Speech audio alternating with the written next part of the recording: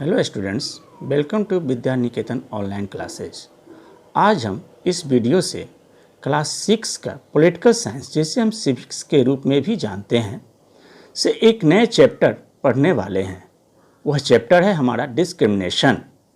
तो सबसे पहले पॉलिटिकल साइंस, जिसे हम सिविक्स के रूप में भी जानते हैं, तो सबसे पहला सवाल यह उठता है कि सिविक्स आखिर है क्या।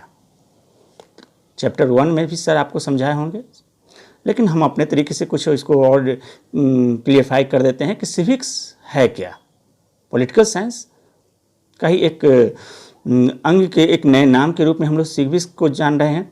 तो सिविक्स कुछ नहीं है, नहीं तो है तो यह बहुत कुछ है। वे हमारे आस पड़ोस, हमारे आजू बाजू जो भी सोसाइटी है, जो भी सिविल बीइंग है, जो भी ह्यूमन बीइंग है, वह सिविल बीइंग ही सिविक्स को जन्म देती है। यानी सिविक्स क्या है, तो हमारे आस पड़ोस आजू बाजू में भी जो भी सिविल बीइंग्स हैं, जो भी ह्यूमन बीइंग्स हैं, वह हमारे सिविक्स को जन्म देते हैं। समाज में कैसे क्या होता है, यानी इस सोसाइटी में कैसे क्या हो रहा है, कहाँ कब क्या चीज़ हो रही है, ये सारी जानकारी हमें सिविक्स के द्वारा ही प्राप्त होती है। तो अब हम अपने चैप्टर से चलते हैं कि चैप्टर 1 में हमने डाइवर्सिटी के बारे में स्टडी किया कि डाइवर्सिटी क्या है, इसको समझने का प्रयास किया।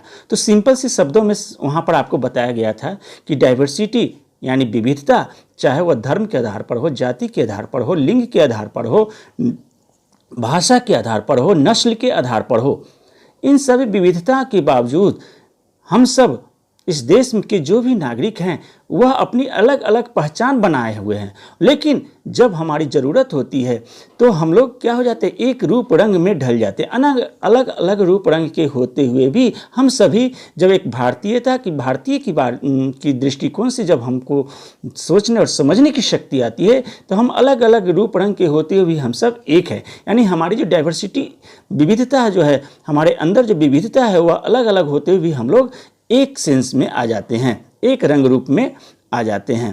तो इस तरह से हम लोग डाइवर्सिटी देखें। आज हम इस चैप्टर नंबर 2 जो कि डिस्क्रिमिनेशन से संबंधित है, इसमें बहुत सारे टॉपिक्स हैं। उस टॉपिक्स पर हम अलग अलग चर्चा करेंगे कि भाई पहला टॉपिक है रीजन फॉर प्रेजुडिस, दूसरा टॉपिक आ जाता है स्टीरियोटाइपिंग। प्रेजुडिस का अर्थ होता है पक्षपातपूर्ण निर्णय, स्टीरियोटाइप का अर्थ होता है रूढ़िवादी। उसके बाद तीसरा टॉपिक है हमारा इस वीडियो में कास्ट बेस्ड डिस्क्रिमिनेशन, यानी जाति पर आधारित भेदभाव। इन तीनों टॉपिक के बारे में इस वीडियो में चर्चा करेंगे। तो नेक्स्ट वीडियो जो हमारा आएगा उसमें हम लोग type of discrimination, inequality and discrimination, a step to end discrimination के बारे में चर्चा करेंगे।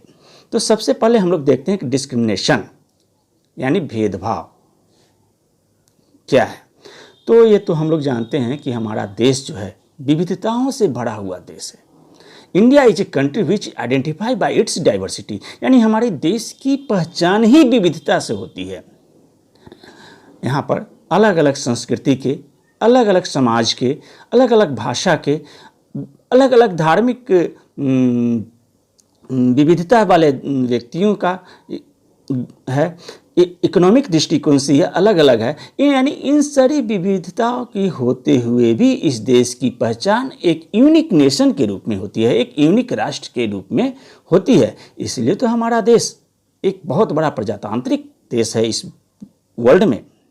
Indian society is both traditional and modern. हमारी जो परंपराएं हैं, हमारी जो समाज है, वह पुराने रीति रिवाजों के साथ साथ आधुनिक रीति रिवाजों को भी लेकर के चल रही है। People enjoy modern economic opportunity while following old social and religious believe. व्यक्ति पुराने सामाजिक एवं धार्मिक विश्वासों के साथ साथ आधुनिक आर्थिक अवसर का भी अनुसरण कर उसका आनंद उठाते हैं इस देश में। यही कारण है कि हमारे ग्रामीण समाज के साथ साथ शहरी क्षेत्र को भी यह डिस्क्रिमिनेशन काफ़ी प्रभावित करता है। समाज में भेदभाव के कई रूप को यह डिस्क्रिमिनेशन जन्म देती है। There exist a gap which has given rise to many form of discrimination in the society. अब हम लोग नेक्स्ट पैराग्राफ को देखेंगे कि discrimination means preserving difference between object या आइडिया। अर्थात डिस्क्रिमिनेशन का मतलब ही होता है वस्तु या विचार में अंतर का होना। However, over the years, the term discrimination has grown to mean creating difference between people based on class, race and religion या caste। सालों साल से डिस्क्रिमिनेशन लोगों के बीच वर्ग, जाति, धर्म के आधार पर अंतर उत्पन्न कर देता है। Discrimination the experience is normally derogatory. Discrimination arise from prejudice we are condition to believe in. यानी डिस्क्रिमिनेशन प्रेजुडिस से पैदा होती है, प्रेजुडिस जिसमें हम लोगों का विश्वास होता है। यानी प्रेजुडिस आखिर है क्या, यहाँ एक बात आ जाती है प्रेजुडिस की। प्रेजुडिस यानी दो शब्दों को मेल से बना है, प्री और जुडिस। प्री मीन्स पहले और जुडिस मीन्स फैसला।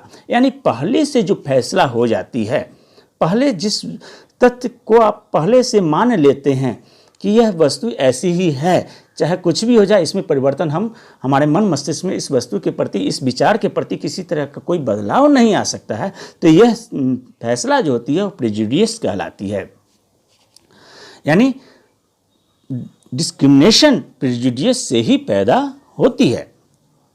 If we believe tribal are backward. अब यहाँ पर एक सोचनीय प्रश्न है कि प्रेजुडिस में हम पहले से क्या क्या फैसले, जैसे हमारे मन मस्तिष्क में यह बैठी हुई रहती है कि जो भी जनजाति है काफ़ी पिछड़े वर्ग से आते हैं, जो भी ग्रामीण क्षेत्र में रहने वाले विलेजर्स हैं वह इलिटरेट होते हैं, अशिक्षित होते हैं। पीपुल जो शॉपिंग मॉल में जो शॉपिंग करते हैं, जो मॉल में जाकर के शॉपिंग करते हैं वो अमीर होते हैं। ये सारे तथ्य हमारे पहले से ही मन मस्तिष्क में बैठी हुई रहती है, तो इसे हम प्रेजुडिस की श्रेणी में रख सकते हैं। These are stereotype belief. और यहीं से फिर रूढ़िवादी परंपरा का भी जन्म हो जाता है। यह व्यक्ति को पहचानने का अनुचित एवं नकारात्मक तरीका है। यानी stereotype belief, this is both a negative and displeaseful way to judging people. यानी यह व्यक्तियों के नकारात्मक एवं अनुचित तरीका है किसी भी वस्तु को, किसी भी बात को पहचानने का।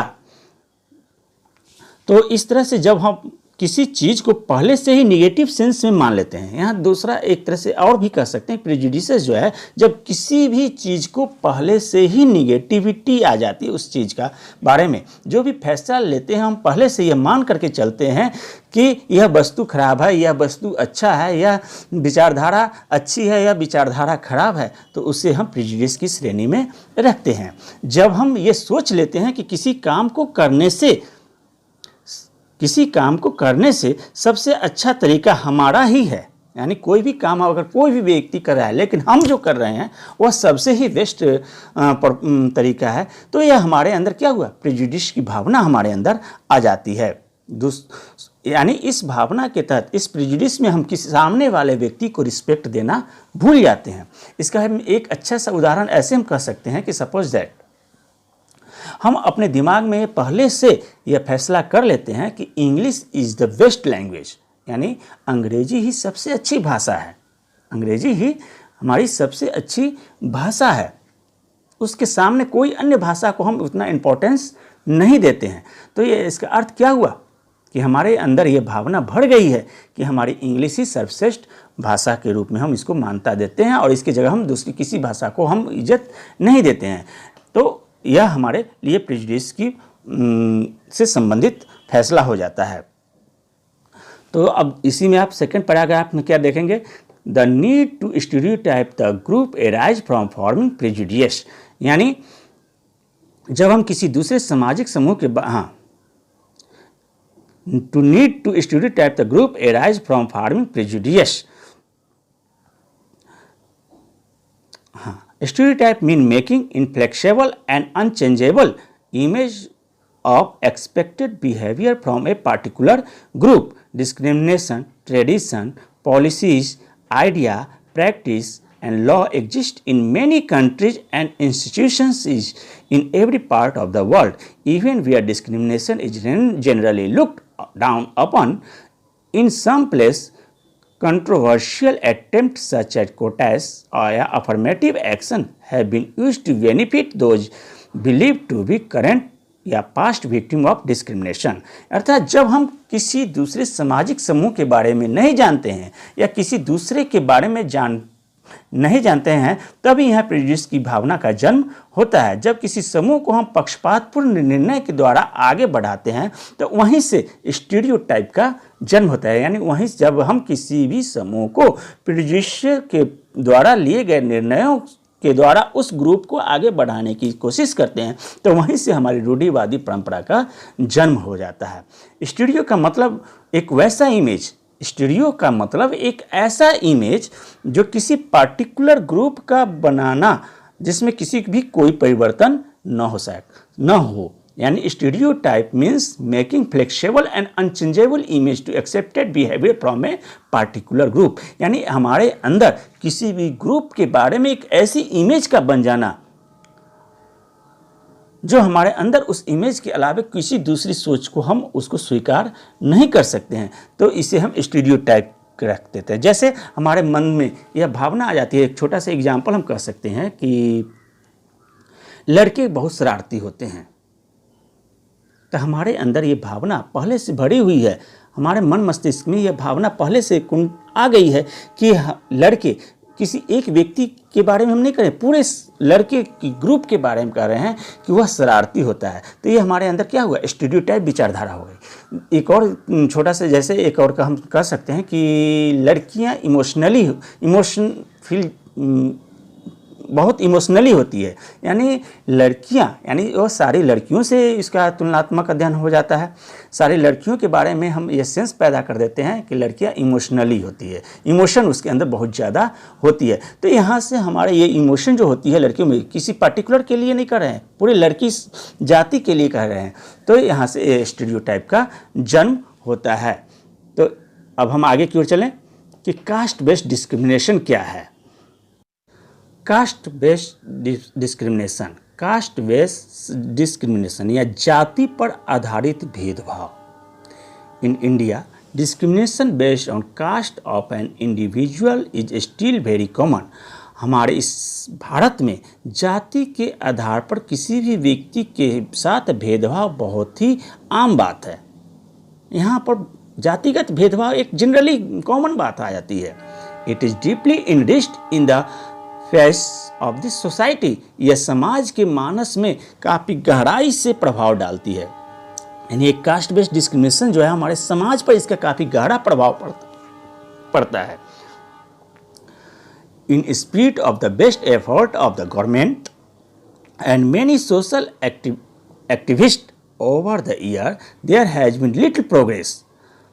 सरकार और कई सामाजिक कार्यकर्ताओं के वर्षों के अथक प्रयास के बावजूद, सरकार और सामाजिक कार्यकर्ताओं के अथक प्रयास के बावजूद आज तक हमारे इस समाज से सामाजिक अथक प्रयास, काफ़ी प्रयास किया गया कि वर्षों के प्रयास, काफ़ी लंबा प्रयास किया गया कि कास्ट बेस्ड डिस्क्रिमिनेशन को हम समाप्त करें, लेकिन इसमें वैसी प्रगति आज तक नहीं हुई है। The caste system is based on A system of social satisfaction. यह जातिगत कास्ट सिस्टम या जाति प्रथा जो है is based on A system of social satisfaction. समाज को संतुष्ट करने के लिए जाति प्रथा जो है सामाजिक ढांचा को, सामाजिक स्टैंडर्ड को, समाज को संतुष्ट करने की एक इकाई के रूप में इसका प्रयोग किया जाने लगा है। The caste system traditionally divided the society into 4 caste. हमारे इस समाज में समाज को संतुष्ट करने के लिए इस कास्ट सिस्टम को 4 भागों में डिवाइड कर दिया गया। ब्राह्मण, क्षत्रिय, वैश्य और शूद्र के रूप में हमारी इस जाति व्यवस्था को, जातिगत भेदभाव को बढ़ा दिया गया। The untouchable form the 5th class of people which was most disadvantaged and marginalized। 5वें वर्ग के वे लोग, 5th the untouchable form the 5th classes of people, माने अछूत वर्ग के वैसे, यानी 4 वर्ग तो हम लोग यहाँ बांट दिए, ब्राह्मण, क्षत्रिय, वैश्य और शूद्र, लेकिन 5वें वर्ग में 5th classes of people which was most disadvantaged and marginalized। यह 5वें वर्ग के वे लोग जो अछूत की श्रेणी में थे, वे सबसे वंचित एवं अंतिम छोर पर थे। उन्हें समाज में वह स्थान नहीं दिया गया जिसके वह हकदार थे।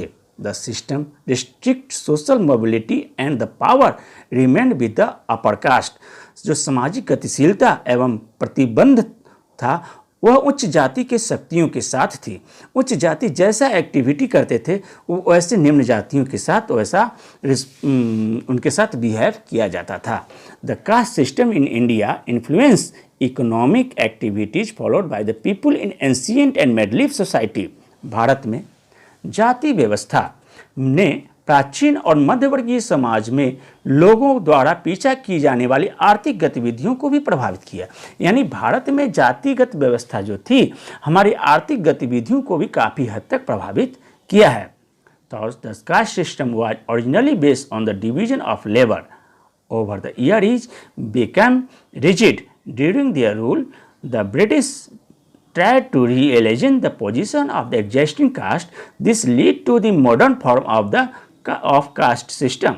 Many religions in India like Islam, Buddhism and Christianity to have adopted some form of caste system and practiced it. तो हालांकि जाति व्यवस्था मूल रूप से श्रम विभाजन पर आधारित थी। जातिगत व्यवस्था जो थी उसको जैसे ब्राह्मण, क्षत्रिय, वैश्य और शूद्र इसको किस आधार पर हमने बांट दिया? तो उनके काम करने के आधार पर इसको डिवाइड किए थे। तो आर्थिक गतिविधि श्रम विभाजन पर आधारित थी। आगे के वर्षों में यह सिस्टम जो था काफ़ी कठोर होते चला गया। यहाँ तक कि ब्रिटिश शासन के दौरान ब्रिटिश फिर से जातिगत भेदभाव को बढ़ावा देने लगे। यानी ब्रिटिश जब इंडिया में आए थे तो वह हमारे यहाँ की जातिगत व्यवस्था को देख करके उसको समाप्त नहीं किया बल्कि उसको और प्रोत्साहित कर दिए, उसको और बढ़ावा दे दिए, जो कि आधुनिक जाति व्यवस्था को लेकर के बनाई जाने लगी थी। अब नेक्स्ट पैराग्राफ में देखेंगे कि discrimination based on caste is common. यानी जाति में भेदभाव जो थी एक कॉमन बात थी।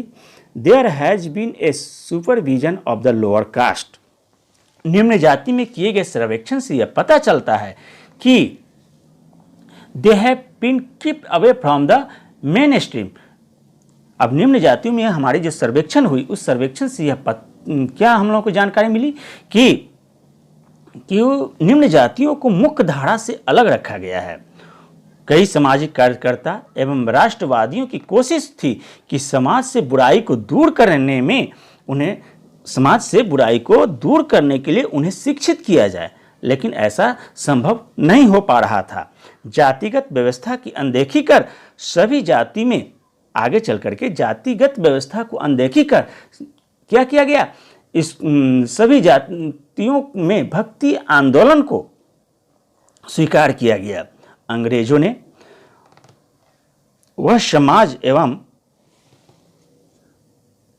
The British encourage social reform movement like the ब्रह्म समाज एंड आर्य समाज।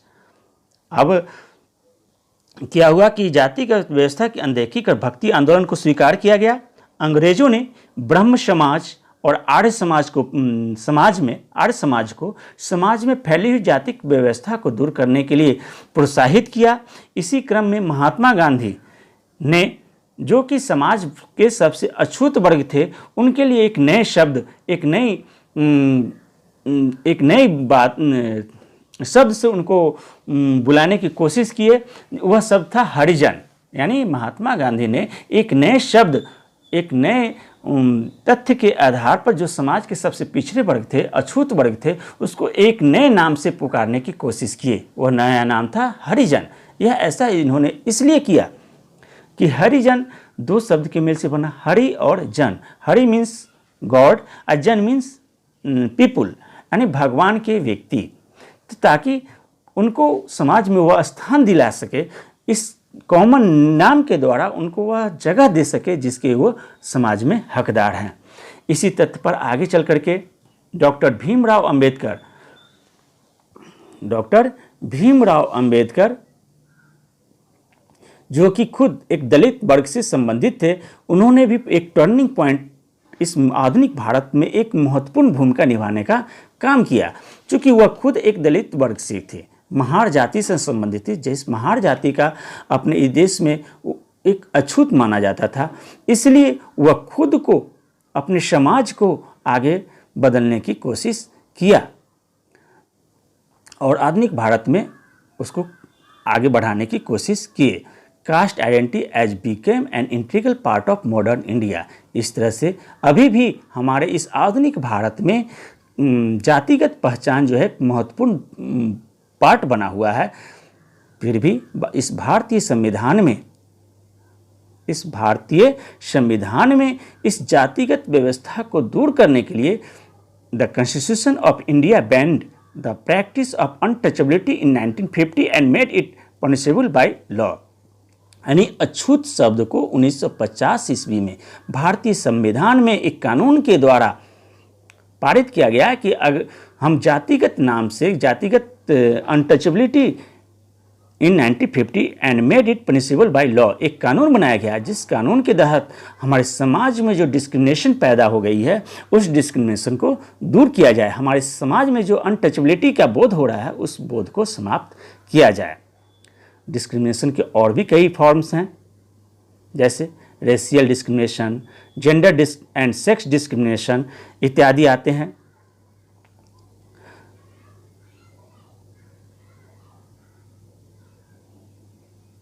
तो इस फॉर्म को यानी कि डिस्क्रिमिनेशन के जो अलग अलग पार्ट हैं, अलग अलग टाइप्स हैं, इस टाइप्स को हम लोग सेकेंड वीडियो में इस पर विस्तृत रूप से चर्चा करेंगे। तो इस तरह से इस वीडियो के द्वारा जो चैप्टर 2 डिस्क्रिमिनेशन है, इस वीडियो के पार्ट 1 में हमने डिस्क्रिमिनेशन क्या है, प्रिजुडिस क्या है, स्टीरियोटाइप क्या है, इसके बारे में हमने चर्चा की। अब नेक्स्ट वीडियो में हम लोग डिस्क्रिमिनेशन की जो टाइप्स होते हैं उस टाइप्स पर चर्चा करेंगे। तब तक के लिए ओके बाय।